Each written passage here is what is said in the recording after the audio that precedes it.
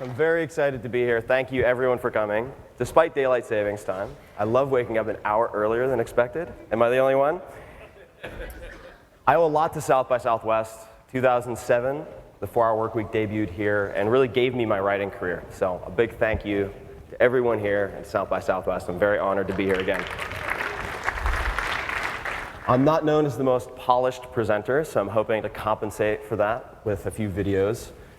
Less narcissistic than that one in some ways, and hopefully a few actionable takeaways that you can apply not only to your body, but to any type of behavioral change. That's the hope. And the 4-Hour Body, for those who are unfamiliar with the book, came out in December, and it was the culmination of more than 10 years of data gathering and data crunching, and 3 years of very intensive experiments. And I'll be talking primarily about examples of fat loss, but we will be looking at other types of mechanisms for any type of behavioral change. So we will start with one of my many, many hundreds of experiments. This is a biopsy needle. Just for comparative purposes? This is in Cape Town, South Africa, at the Sports Science Institute. So this may That is my vastus lateralis on the right side of my leg. I'll explain why I'm doing this after the video. I'm taking this footage with a flip camera in my right hand. Is it so? It's like a punch. It feels like somebody's... You're going to hear a language that is not English, it is Afrikaans.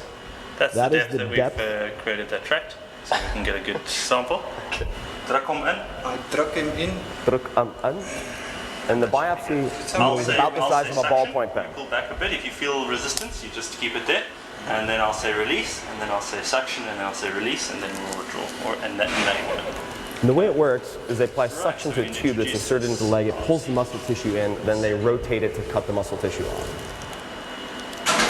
Thankfully, you don't have many pain receptors, if any, in the muscle tissue. There we go. You'll just feel that there. All right. And suction. About as pleasant as it And looks. release. And suction. And release. And suction. Here we go. All right, who wants to sign up? See that we got? Just take it off. How was it? My muscle samples. Yeah, there we go. Thank you. I'm a little Carpaccio stark tartar. Tim Tartar. Okay, so these will be used for the enzyme assays, the fiber type, Yes. and the comparisons that we talked about with the graphs. Yes. And then that one over there will hopefully be used for the contractility and all that goodness. This is exactly this. All right, so why on earth would I do something like that to myself? There are a number of reasons. The first is that I didn't have to sign 500 pages of waivers and go through 6 months of bureaucratic nonsense to actually have that done in South Africa, which was fantastic. Dr. Timothy Noakes is one of the most famous sports scientists in the world. He wrote a book called The Lore of Running, and that is his facility. And it just goes to show that science is not the domain of the United States, not the domain of 1 or 2 industrialized nations. Science is a method. You can find very good scientists all over the planet, many of whom are disguised as black market chemists, Olympic athletes, also MDs and formal scientists.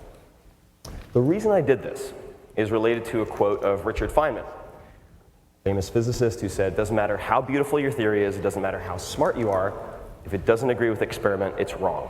And it turns out, when you take much of the common knowledge about health, about fat loss, about muscular gain, for example, olive oil is good for you. Well, is it or is it not? Much of the research is based on manual laborers in Crete, and that research was performed in the 1950s. Will that apply to, let's say, a Japanese American? Maybe, maybe not. We certainly have to reformulate drugs for certain ethnicities in Asia, and it doesn't always move from one to the other.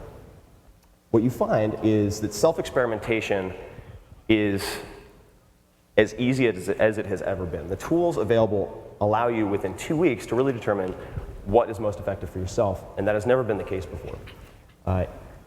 I did this biopsy because, according to Navigenics, according to 23andMe, I lacked the ability, due to a nonsense allele, to really produce much actin-3, and that is for fast-twitch muscle fiber. So that would mean I'm not going to be an Olympic sprinter, I'm not going to be an NBA star dunking any basketballs, but they said, good news, you have a genetic predisposition for endurance. Seemed like a good thing. So then this graph came about, and Tertius Cohn, who was the doctor who presented it to me, said, "I'm a scientist, and so I like to speak simply. And I would say, you would have trouble finishing a 10K. And then he said, no, you would have trouble finishing a 5K. These are enzymes involved in what most of us would call endurance. So you can see citrate synthase on the left-hand side, 3-HAD, then you have lactase dehydrogenase, et cetera, et cetera. The red is South African antelope, doing pretty well, all things considered. Then blue, endurance athletes, and then that green is Tim Ferriss. Now, I was very confused at first as to how I could have negative numbers for enzymes. Well, it turns out that the y-axis is percentage of untrained human beings. So if that baseline at the bottom is Homer Simpson, then the green is Tim Ferriss. So much for my genetic advantage for endurance.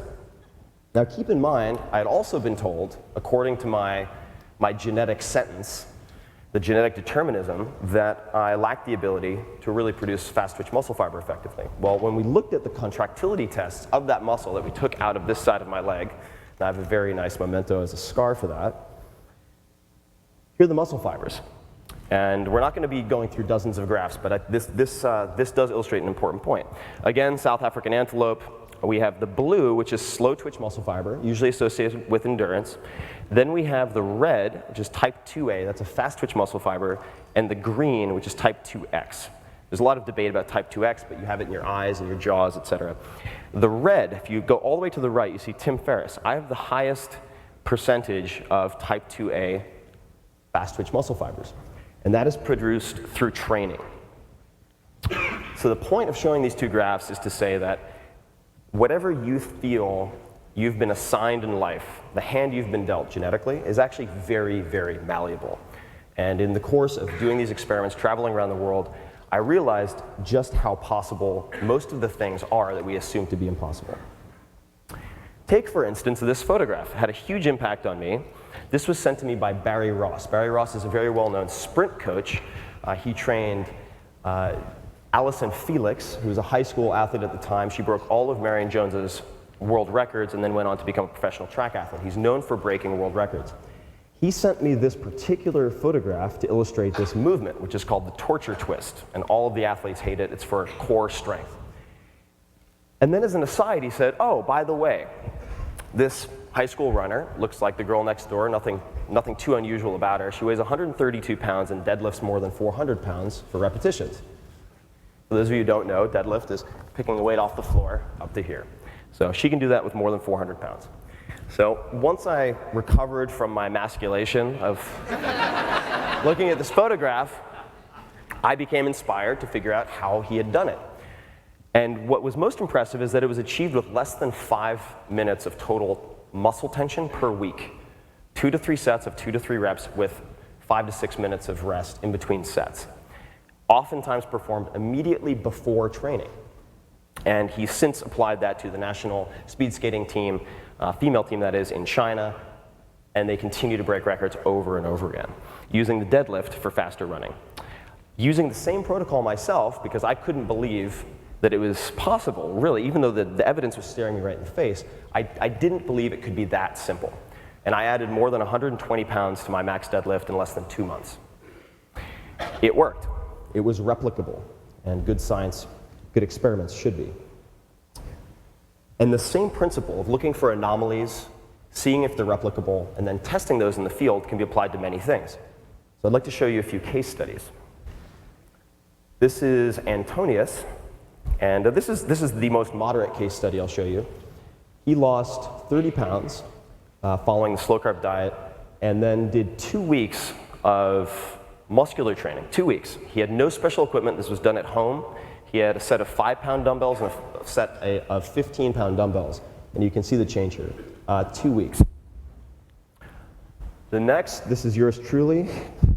The permatan chest shaving and anti-gravity shorts are optional. This is the very controversial geek to freak experiment. I gained 34 pounds of lean muscle tissue in 4 weeks. I also lost 3 pounds of fat, decreased my cholesterol from about 222 to 147, and the total gym time was 4 hours. So in this case, the 4-hour body is literal.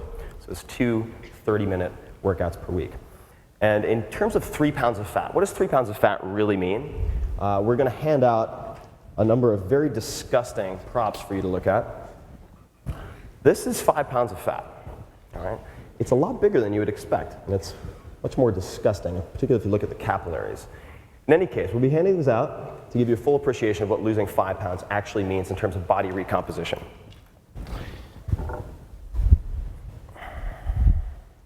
And for mass gain, just as a side note, readers, since the book came out in December, have already outpaced me. So I've seen examples of people gaining as much as 18 pounds in 10 days. I know it sounds impossible. We can go into the details in the Q&A, which I would like to get to as quickly as possible.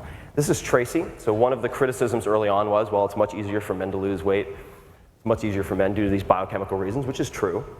This is Tracy. She is a mother of 2. She lost 110 pounds, more than 110 pounds, doing 2 or 3 20-minute exercise sessions per week. This is Patrick, 170 pounds, and he did that over the span of about a year and a half, and he had 2 cheat days per week as opposed to 1, which is the typical prescription. So the guiding tenet that I would encourage you all to embrace, whether it's looking at split testing for your startup, whether it's looking at increasing profit per user, average revenue per user, or changing your body, is to pause and reflect whenever you find yourself on the side of the majority. The most common approach is very seldom the most effective or the most efficient. So rather than deluge you with information, I think that many presentations fail from too much information as opposed to too little. I'd like to cover what I would consider 4 first principles. The first is arguably the most important, the minimum effective dose. This is borrowed from Dr. Doug McGuff. And the minimum effective dose refers to treating exercise and diet, in the context of our discussion, as you would a drug. What is the dose that you need to achieve a very specific outcome, ideally quantifiable? Anything less than that doesn't achieve your objective. Anything more than that produces side effects. And it turns out you can get very, very precise. That's Tracy on the left-hand side doing a 2-handed kettlebell swing. On the right-hand side, that is a very typical slow-carb meal. All that means is you're generally avoiding any type of white food or food that could be white. You're avoiding fruit juice and fruit 6 days a week. And you have 1 day for strategic overfeeding. Those are the basic rules. Strategic overfeeding, i.e. binging. Sample meds, minimum effective doses. Don't read ahead, don't read ahead. 20 minutes of kettlebell swings 3 times per week. That's what Tracy did. Another case study, Fleur, who was already running 4 or 5 times per week and had stagnated. She was trying to cross the last mile. She could not lose the last, let's say, 10 to 15 pounds. She dropped close to 3% body fat between 4 and 5 weeks. That was the primary change. 30 grams of protein within 30 minutes of waking up. If anyone wants to make one single change, and of course in behavioral change, the fewer changes, the less abandonment. If you want to lose body fat, 30 grams of protein within 30 minutes of waking up is the most effective first change you could make. My father, who is 250 pounds at 5'6", who is one of my main motivations for doing these experiments prior to ever wanting to write a book, went from average fat loss of 5 pounds per month to 18.75 pounds per month. The first month that he added 30 grams of protein within 30 minutes of waking up, went on to lose 90 pounds, roughly 90 pounds of fat, and gain between 20 and 30 pounds of muscle at age 65. All right, 1:30 p.m. on the clitoris. Let me explain this. I need a little bit of background. Seems like a Japanese t-shirt, right? But somebody should make that. I will buy one. So if 50% of the men in the world suddenly stopped ejaculating, there would be a State of the Union call. But if you look at the research and surveys, apparently 50% or more women are anorgasmic. They cannot or have not experienced a vaginal orgasm. This is actually quite simple to remedy in most cases. If you're looking at the vagina, the very top of the clitoris, about 1:30 on the clock face on that clitoris is going to be the most sensitive for 95+% of women. So very light contact, roughly 2 pages depth of contact for 10 to 15 minutes. I'll let you do the reading. I'm not going to go in depth. For those of you who are interested, very important subject. Sex makes or breaks, relationships makes or breaks families. It tends to be glossed over or avoided in the US. If you want to see a very funny video, you can watch Barbara Walters' response to my discussion about the clitoris on The View. She was not a fan. All right, 90 to 120 seconds of tension for most muscles. When you're given a prescription for training, if you talk to the average personal trainer, there are some very good trainers. The average personal trainer will say, you want to do 3 sets of 12, 2 sets of 10, etc. And if you ask them why, they can't give you any data. They can't show you any evidence as to why that is better than something else. So I prefer to focus typically on time under tension. And what this means is you'd be doing one set to failure of very slow movements like the squat, 5 seconds down, 5 seconds up. That eliminates momentum. It allows you to make the load somewhat constant. 90 to 120 seconds, one set to failure per major muscle group, one time per week, you're done. It is enough to catalyze an entire cascade of fat loss. It is enough to gain 34 pounds of muscle in 1 month, certainly 10 pounds, 15 pounds. And the last example is 1,200 words for conversational fluency, because I don't want you to think that the minimum effective dose and striving to identify that is limited to physical change. You can apply it to language acquisition as well, which is another obsession of mine. Roughly 1,200 words, usually identified by Ministry of Education in different countries. Within 8 to 12 weeks, you achieve conversational fluency, and we can talk more about that in the Q&A if you'd like. Second principle, the extremes inform the mean, not vice versa. Has anyone here seen the documentary Objectified? Oh my God, it's South by. Okay, good. Give me a heart attack. Objectified covers the world of design. The same filmmaker directed and produced Helvetica about typography. Fantastic documentary. On the left-hand side, you see garden shears. In Objectified, there's an interview with Frog Design, very well-known industrial design, product design firm. And they tell the story of a client who came in asking them to help design a new type of garden shear. And they said, our average customer is middle-aged woman in these following states. She's roughly yay high, roughly yay weight. And they said, in response, we don't care about your average user. We want to know about the extremes.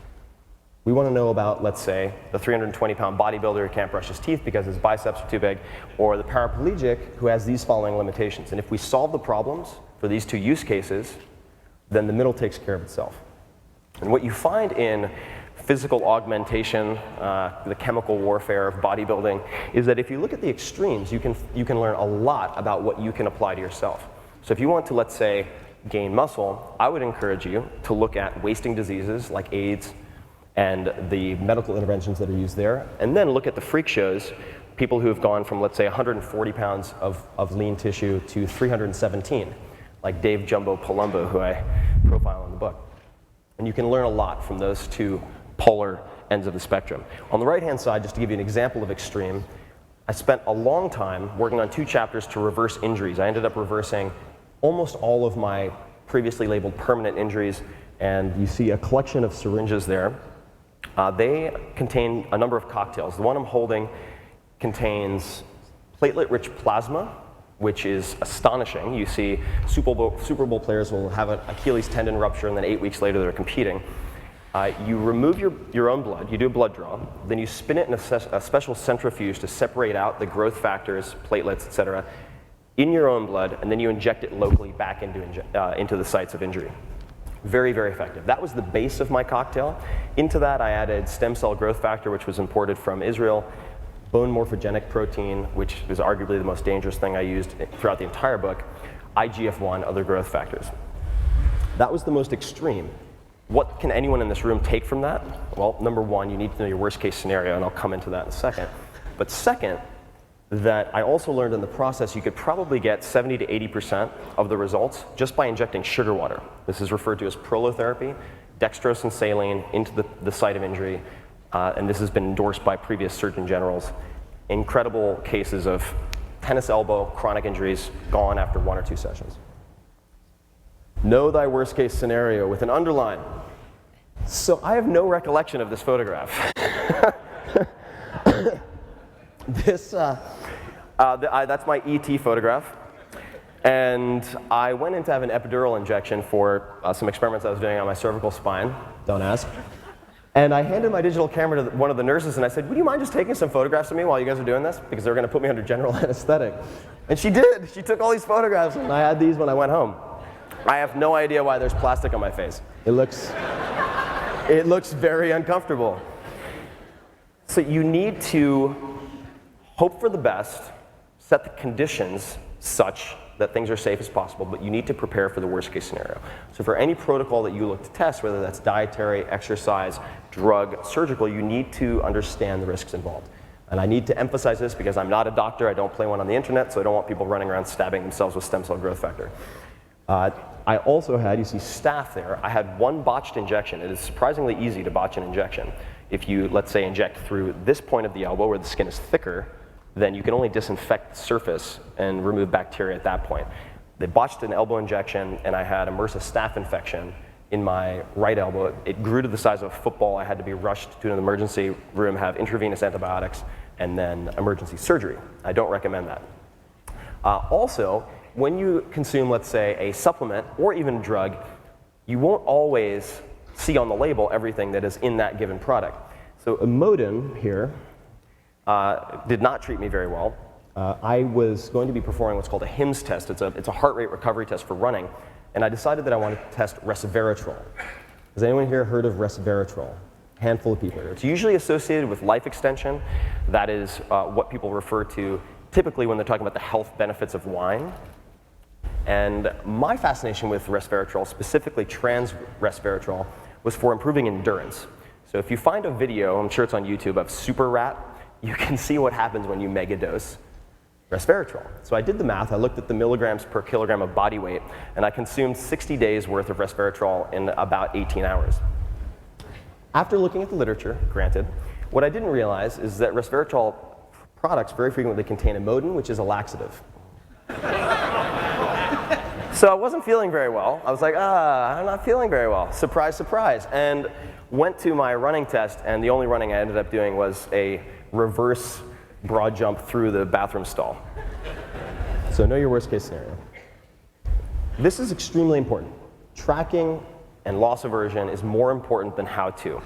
I've had many friends, I advise startups and invest in startups, and I've spent time with some very capable CEOs. And each of the male CEOs who are close friends of mine have asked me at one point or another, dude, I need to lose some ab fat. Just tell me how to do it. I don't want the story. Give me an index card. Give me the index card with the bullet points. And I do, and the success rate has been zero. Complete, utter failure. It's not because they're not effective. It's not because they're not disciplined. It's because they lack the other ingredients. So you can have the best protocol, the best program, but if you abandon it, if you don't follow it, it doesn't matter. So how do you failure-proof your own behavior? And this is a photograph of Chad Fowler. Some of you may know him from the Ruby on Rails community, RailsConf, who lost a tremendous amount of weight after having his own epiphany and then starting to track. The rules of behavioral change.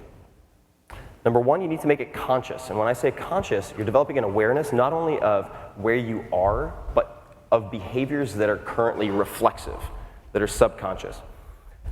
So looking at the transformational challenges of the last 10 years, 20 years, Body for Life, et cetera, you find that the diets vary, the training varies, but there's one constant in the people who win, and that is they use before photographs. Very unflattering before photographs, typically like this in a bathing suit, side, you've all seen them. And they'll put them somewhere like a refrigerator or in their wallet where they cannot avoid it, and it helps to inhibit the negative behavior that they are trying to avoid.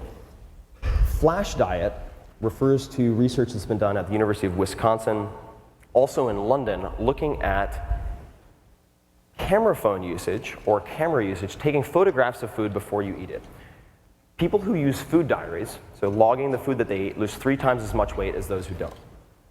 Turns out that taking a photograph of your food before you eat it is even more effective than using a food diary and a hell of a lot more convenient.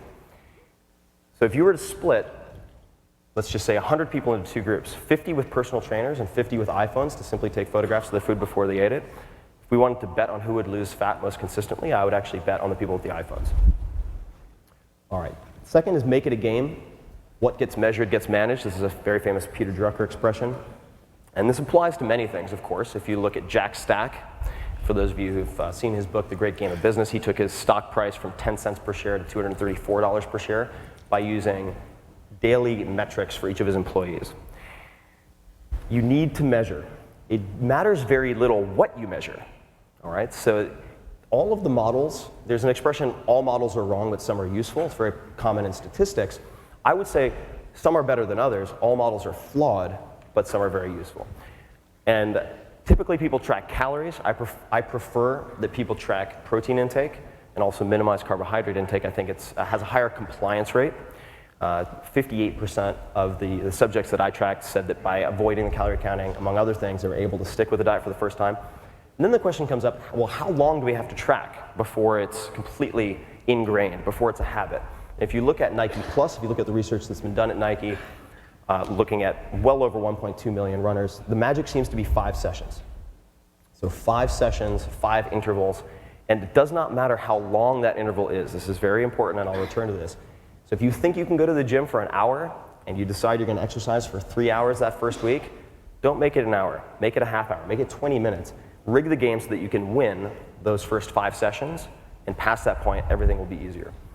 Making it competitive. Ramit Sethi, some of you may know who he is. He's a good friend of mine, New York Times bestselling author and a very competent blogger. Always had trouble gaining weight. Very thin Indian family, and he bet his friends that he was going to gain 15 pounds in 3 months, which previously would have been impossible for him. The way he accomplished that was by putting money into a betting pool with his friends, and then creating a wiki on PBWiki and talking an ungodly amount of trash every time he put his weight up each week. And it worked. He surpassed that, and he has maintained that almost to the pound to this day. If you look at Tracy, who lost 110 pounds, also taking advantage of loss aversion. She put $100 into a betting pool with 6 other friends, and there was a competition to see who could lose the most weight by a certain point in time. You will work harder to avoid the stick than you will to get a reward. So use fear, shame, embarrassment to your advantage. It's actually very useful. Last, but certainly not least, is make it small and temporary. So we already talked about the minimum effective dose.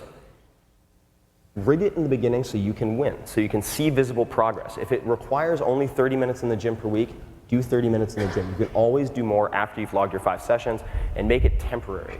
When people view changes as permanent, they typically view any deviation from the program, any mistake, as full license to go back to how they were. So the way that I was able to help my father lose so much weight, 90 plus pounds, was by limiting the diet, the slow carb diet, to a 2-week trial. 2 weeks seems to be the shortest period of time within which you can log the 5 sessions and still have it stick. Last but not least, we have keep improvement relative. So you can see these 2 photographs are very, very different. I do lack the genetic predisposition of the fellow on the left-hand side, probably the liver tolerance for drugs as well. But it's not about being better than everyone else. It's about becoming the best version of yourself possible. So you want to think big. I encourage you all to think big. Holding your breath for 5 minutes, let's say. David Blaine took me from 45 seconds, I was born premature and had trouble with my lung, to 3 minutes and 33 seconds, so beating Harry Houdini's record in less than 20 minutes. How's that possible? I've seen people go from running 5Ks to 50Ks, mountainous 50Ks, in 11 or 12 weeks. Think big, but start small. Get your 5 sessions, and at least in my experience, the impossible is very often anything but.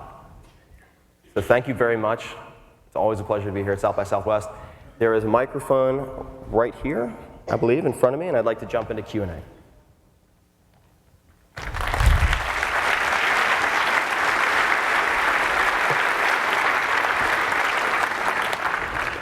How you doing? Hi there. First of all, I just want to say thanks because I learned how to do full immersion swimming from some of your videos. Nice. It rocks. Secondly, I just want to ask in relation to, or I don't know if you've read the book, the China study, in relation to, what are your thoughts maybe on the removal of meat proteins or animal proteins and just using that plant proteins? Absolutely. So I'm very familiar with the China study, and this is, of course, it's a very sensitive subject for a lot of reasons. And I did look at this very closely. I interviewed some world-class vegan athletes like Scott Jurek, among others, about a half a dozen. They are hard to find. And my conclusion was that isolated proteins, so let's just say casein isolate, can be used as a cancer trigger. So that's one of the arguments in the China study, the book itself. But you find that any complete protein can be used as a cancer trigger. So I would say that if you look at Campbell's co-authors for the actual monograph that was done with Oxford and so forth, they actually disagree with his conclusions. So I think that generally speaking, everyone in this room would be better served to assure that if they're ensure that they're not so focused on filling a third of their plate with meat that they forget about the rest. I think it would be very helpful to at least progress down looking at locally raised food, etc. I do not think that properly raised meat, ethically raised meat, which some people think is an oxymoron, creates the problems that Campbell would assert. I do think also that if you are going to remove, there's a big difference between a small amount of animal protein, let's just say shellfish, occasional B12, zinc, etc., and no animal products whatsoever. And I have seen some tremendous reproductive issues that have come from completely eliminating long-chain fatty acids in animal products. So I would just say that if you are going to take it all the way to veganism, you certainly don't have to. Bill Pearl, for example, Mr. Universe, completely removed red meat. He was a lacto-ovo vegetarian. He had 21-inch biceps, or 21-inch arms. So you can certainly do very well without red meat. But I would just say that you should at least establish a baseline of reproductive health and track certain blood parameters. And I outline all of those in the Meatless Machine. But I think that there are certainly examples of people who can perform at a very high level with a broad spectrum of diets, and it's just about making the best choice for yourself. Thanks very much. Hey Tim, Larry Benet with the Speaker and Authors Networking Group. Hey Larry. Out of all the people that you've researched, what goes on inside their minds? You're one of the most disciplined people I've ever met, and I run a high-profile networking group of type A personalities. You're by far to the extreme. What goes on inside the mindset of these massive achievers when it comes to fitness and all the things that you've learned? I find that they're tinkerers. They're constantly tinkering, and they keep good records. And that allows them to spot patterns. And that does not mean that they're using fancy applications. It might just be a pad and paper. But they keep very good records, and they do not accept the limitations that have been set in front of them. So for a long time it was thought, 1,000-pound squat, impossible, can never be done. I know someone who at 275 can bench press more than 1,000 pounds. I know somebody who's 150 pounds and can bench press 600 pounds. It's otherworldly. And I think that they're constantly striving to break records. So I do think the competitive aspect of their respective sports really helps with that. And in, let's just say, business, it's more difficult because the objectives are oftentimes more nebulous. But I think it comes down to tracking, tinkering, and competition in many cases. Thank you. Hi there. I had a question. I know you talk a lot about doing the minimum and the MED, but what about for people that maybe they are really active already? Like, are we messing ourselves up by, like, if I run twice a week and I'm doing yoga all the time, am I hurting myself then? Because you talk a lot about kind of what's the least that you can do to be your best, but what about people that like to be really active? So I like to be really active as well. I mean, I really enjoy rock climbing, really enjoy long hikes. I try to do 1 4 to 5 hour hike every week. But I distinguish between exercise and recreation. So I do think that past a certain point you can do a lot of damage. Let's just say you're doing very high volume triathlon or marathon training. Absolutely, you can do a lot of permanent damage to yourself. And there are relatively simple ways to track overtraining, whether it's temperature. Grip strength in the morning is actually a great way to monitor that. But recreation is for fun, I think, also just quality of life. And then exercise I view as that dosing for a very specific outcome. But I think you just need to track your injuries. What's going to hurt you more than exercise is extended sitting, just as a side note. Everybody up! Tony Robbins! No. But,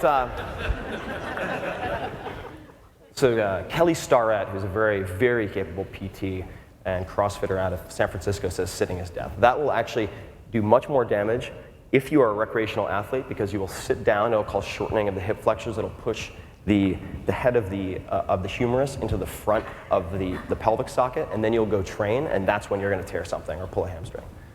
So I would recommend that everybody look at prehab and rehab for sitting.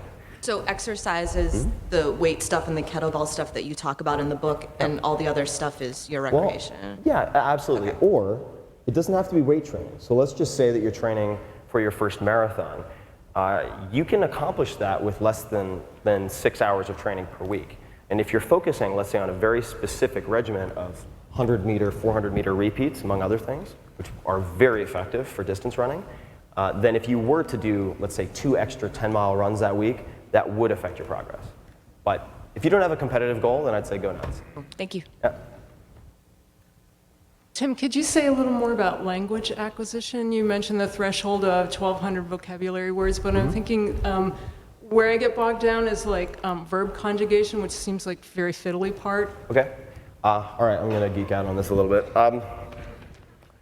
So for language acquisition, the sequence of the selection of the material and the sequencing of the material I find to be more important than, let's say, any particular given method like Rosetta Stone, which I find to be very, very slow.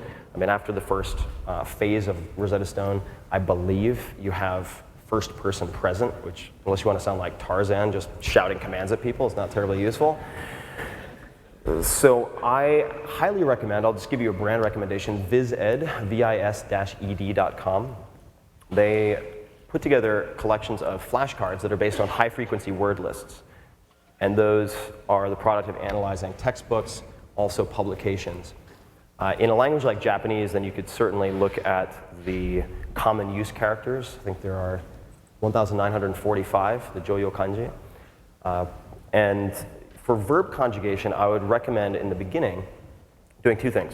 Focusing on either screenplays or closed captioning in the native language, watching DVDs, let's say. And you should learn I want, I need, I like. These are auxiliary verbs. And typically, in most languages, if you learn those, then you can tag the infinitive on the end, and all of a sudden, you have at your disposal 500 different verbs. You can also use the past perfect. I'm not going to do this for very long, guys, sorry. But if you were to say, like, I have, right? So, like, he tenido, he ido. Once you have that like the tener in that particular case, that is common across many different languages, certainly Romance languages. And German is a little trickier, but like habe, you know, ich habe, whatever. So those would be a few recommendations for increasing vocabulary very, very quickly. I would also recommend looking at Gruneberg, G-R-U-N-E, Berg, B-E-R-G, I believe, who has written quite extensively on imagery mnemonics for vocabulary acquisition. You can, if you really want to fixate on it almost full time, acquire 400 to 800 words per day.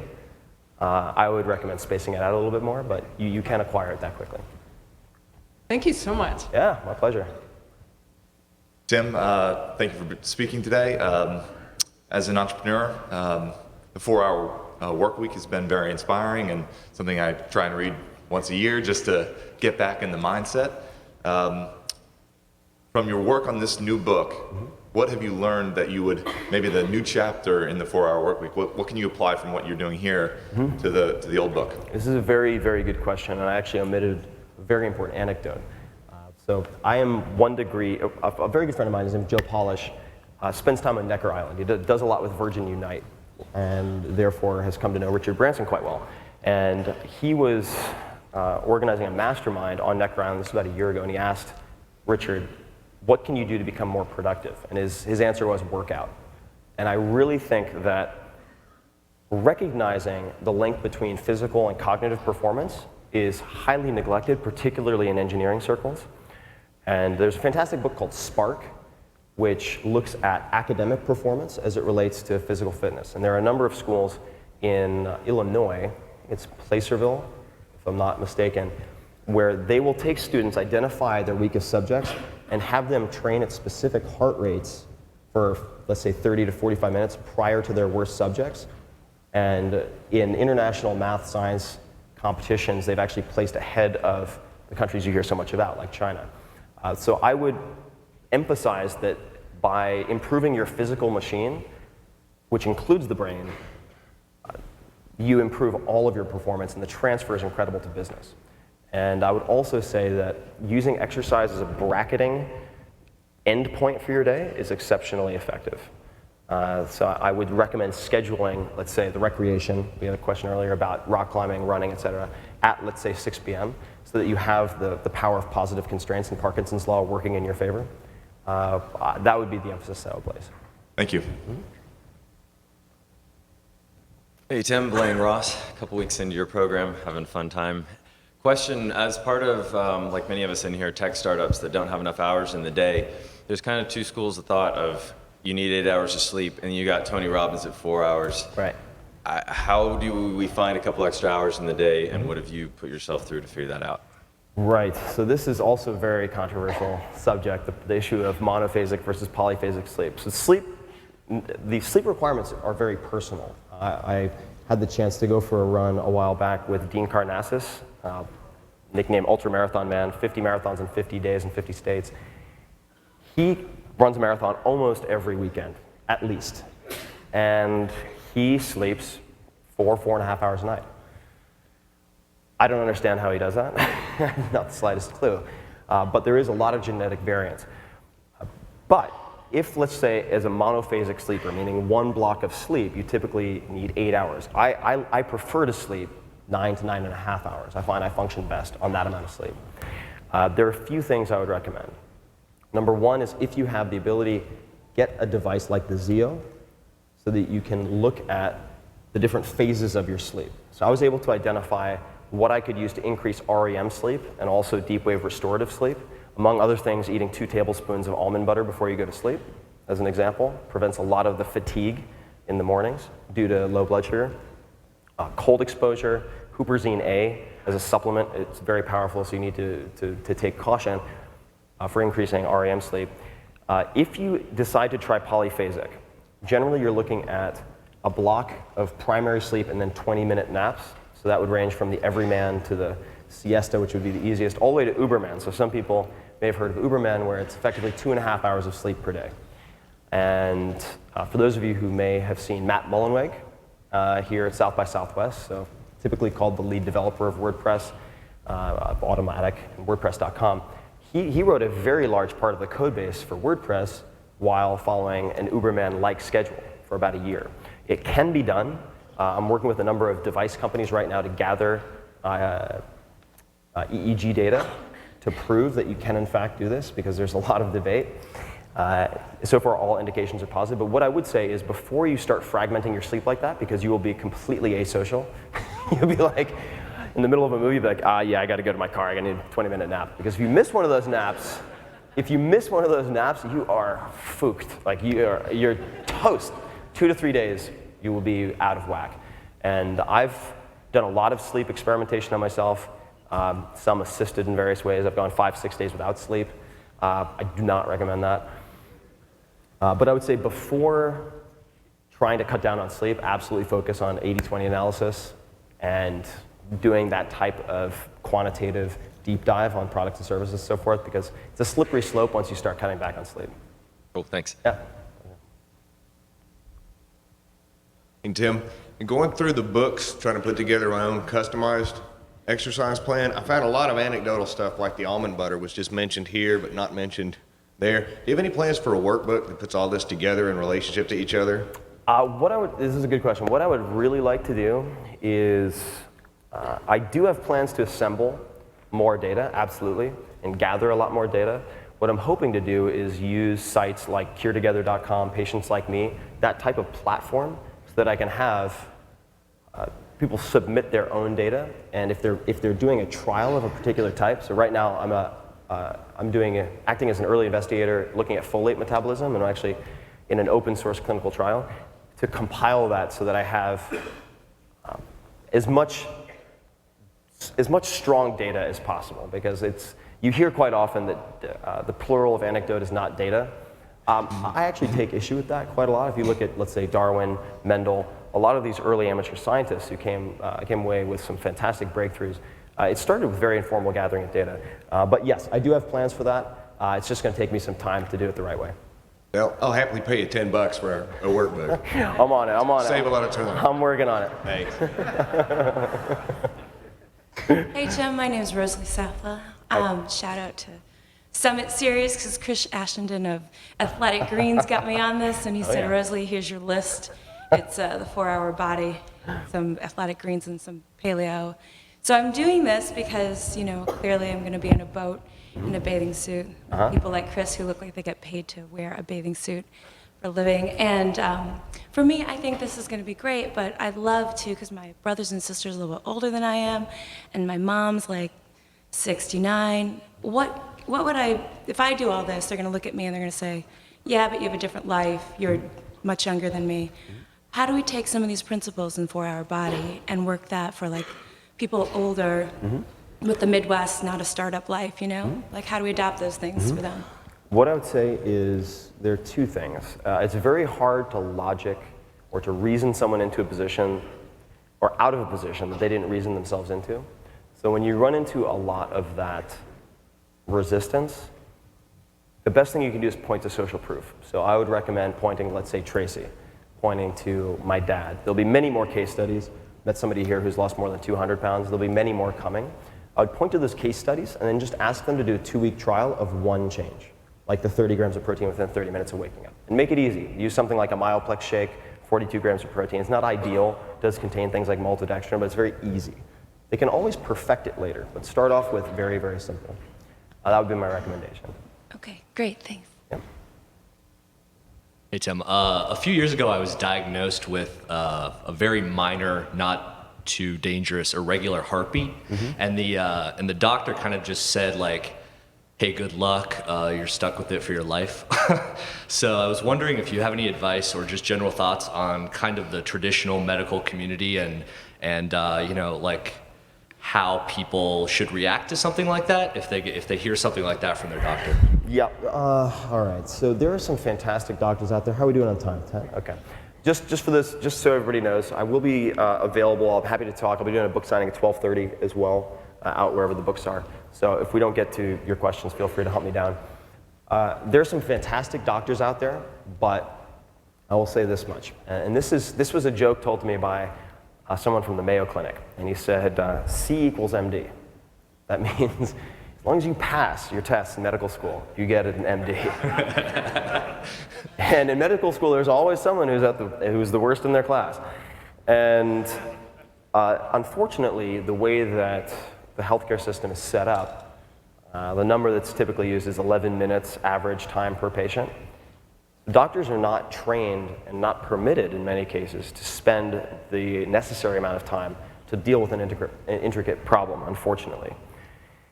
What I would say is get a second opinion and make sure that they're trying to identify the causes and not just treating the symptoms. Right. So with allopathic or Western medicine, it's very typically symptom, drug, here's your prescription, goodbye.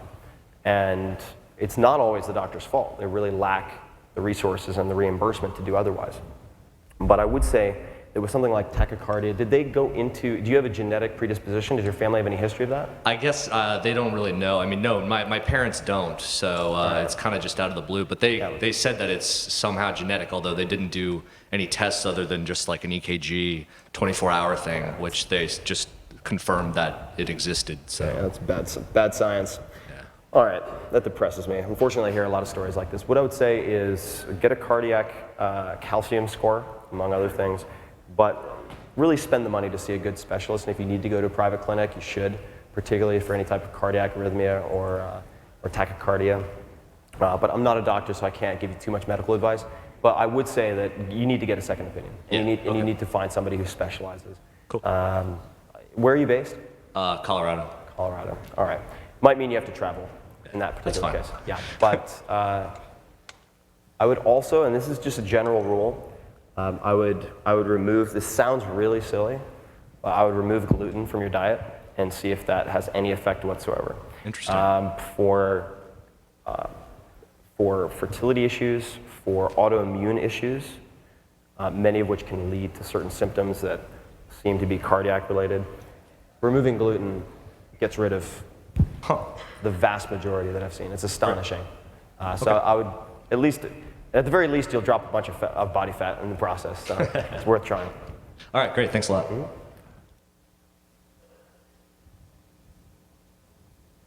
Hi,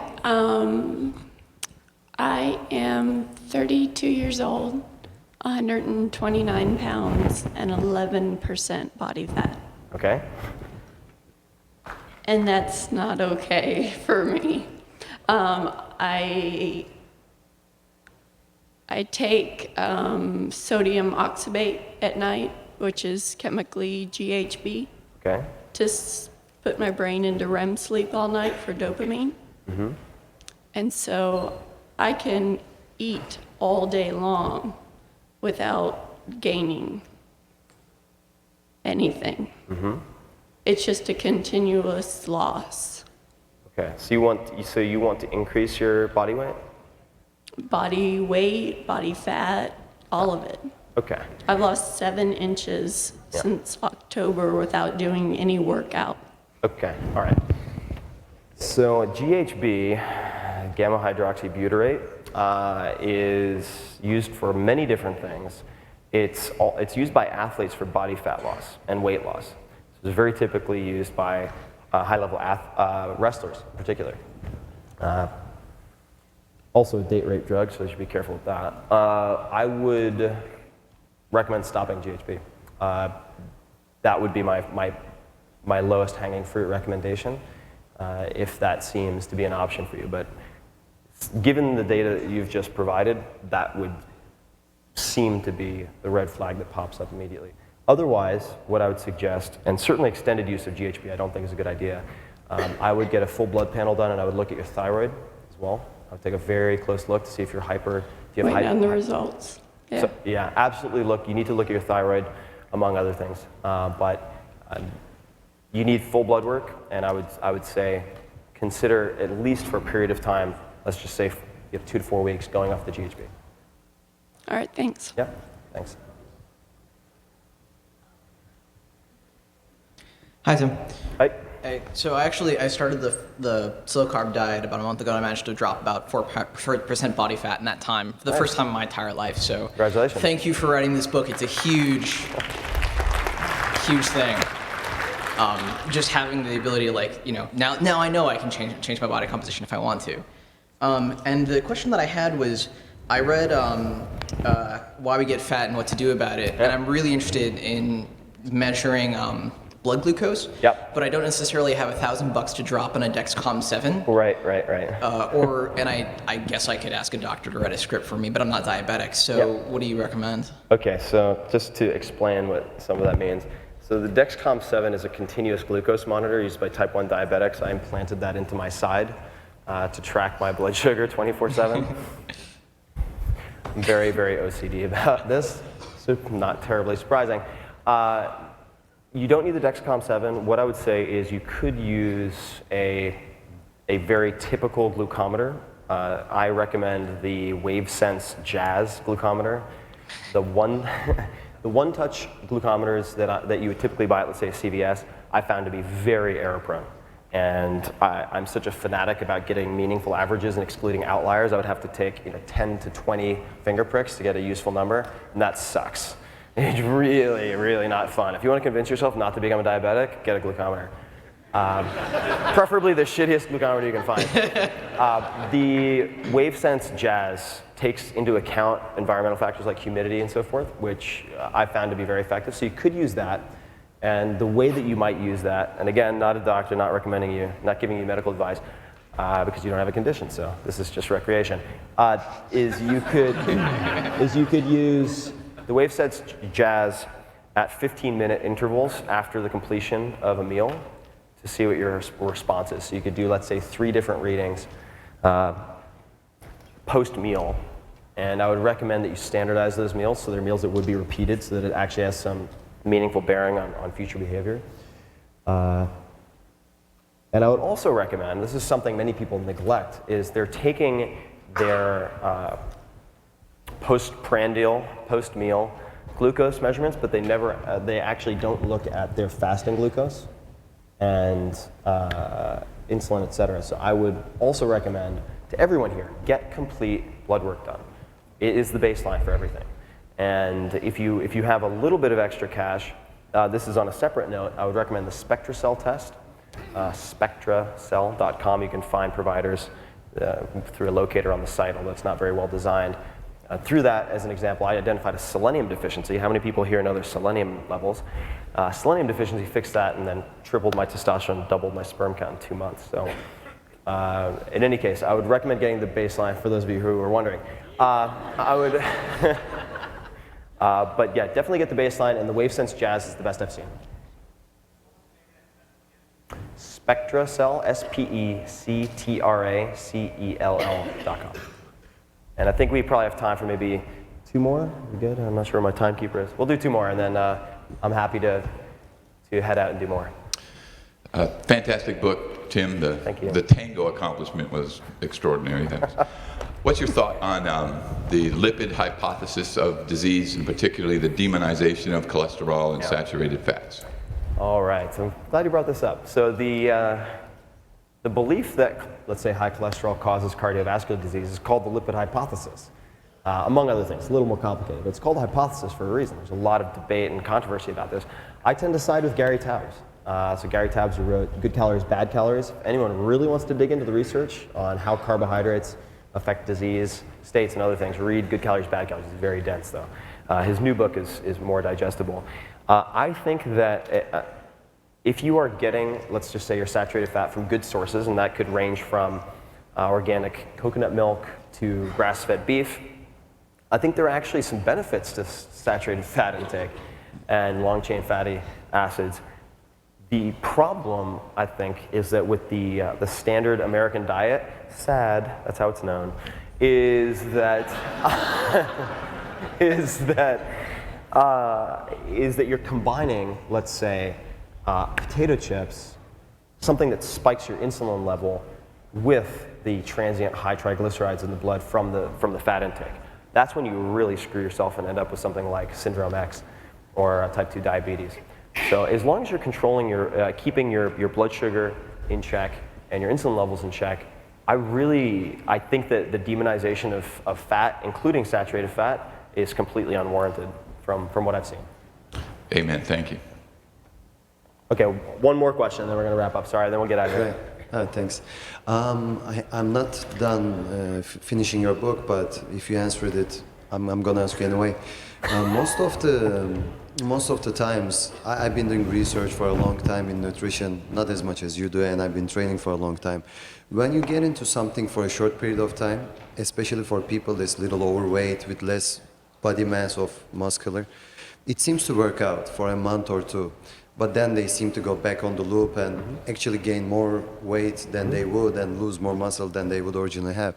When it comes to longevity versus health, what advice would you like to give in general? Yeah, so the advice I would give for sustainable behavioral change, including diet, is that you make one change at a time. So for people who want to lose body fat, as an example, number one, I tell them what to expect. So I tell them at week 6, you're probably going to cut your weekly losses in half. Be prepared for that. At month 3 to 4, these following changes are going to take place. You will probably plateau for 2 to 3 weeks. And I tell them in advance so they expect those problems, and that way they don't quit when they encounter them. Secondly, this is I think very neglected, is when the general prescription for, let's say, fat loss is you need to exercise more. You need to exercise more. Fat loss is 80-90% diet, and generally, if you're following, let's say, slow carb, you will see amazing changes in your blood values. And I have a couple of blog comments that I tweeted out recently that track some of those blood changes in a number of readers. But I have people start with the diet, focus on the diet for 2 months, and then incorporate the exercise, so that exercise bumps them past the plateau. So I think the sequencing is very important, and teaching people what to expect is also very important. I've been on this for about 7 years, and know people who've been on it 3, 4, 5 years. It's nothing new, really. It's paleo with some legumes and beans thrown in, for the most part. So I do think it's very sustainable, but it's a good question. Thank you. Thanks. All right, thanks everybody. I'll be out there.